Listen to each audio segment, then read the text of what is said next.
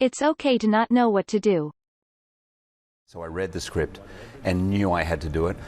I had also heard that a couple of other actors were being talked about, so I had this awkward moment where I emailed the director because I felt an urgency to play the part. I emailed him and I said, sorry if you're dancing with somebody else. If you are, I'm not the kind of guy to cut in, but if you're not, I would love to play the part. The story itself, which deals with primarily a young man dealing with a mental health crisis and the family around him and how the family deal with it, I think is one that is universal. Not just, it's been happening for a long time, but I think particularly post-pandemic, where it's at an epic proportion right now. I feel there's a lot of shame, a lot of ignorance, a lot of guilt around this issue, and people want to keep it within, and I think we have to admit that we don't know what to do.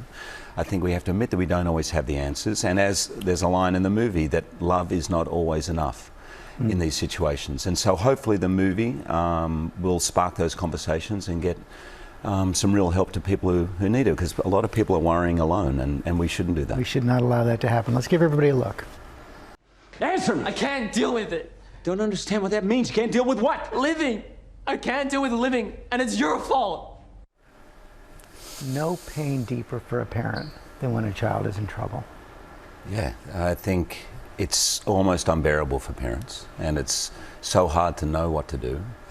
And it's okay to not know what to do. And I think that's one of the hard things to admit as a parent. You feel it's your job to be their strength, to be their anchor, to be their guide.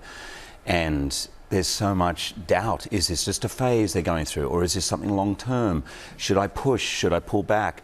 There's so many questions. And I think the movie really hits that nail on the head, that we really shouldn't worry alone, and it's okay to not know what to do. It must have been so intense to be on that set, and I read that the director didn't want any of you to rehearse so that your emotions would be raw. Yeah, I was surprised by that, because he's a theatre guy and I'm a theatre guy. I like rehearsals, but he just said, I think we have to trust each other, we have to trust it, and we have to go with what we're feeling in the moment. It was very intense. It was certainly the most intense movie I've ever done. They supplied mental health professionals for everybody, not just the actors, but the crew. And there were many days. There's a very difficult scene in a psychiatric hospital where the parents are making a decision of whether to take the son out of the hospital or whether to leave him in. And I remember that day in particular, several members of the crew had to take breaks. People would come up and talk about it. We'd finish filming. Normally what happens is crews just go going home. People would sit, would talk with each other. I guess that's what we hope more than anything. Well, it'll spark those conversations Exactly. all across the country. Awkward moment. Cut in. Post-pandemic. At an epic proportion. Spark conversations. Ignorance. Keep it within. Unbearable. Hit the nail on the head. Intense.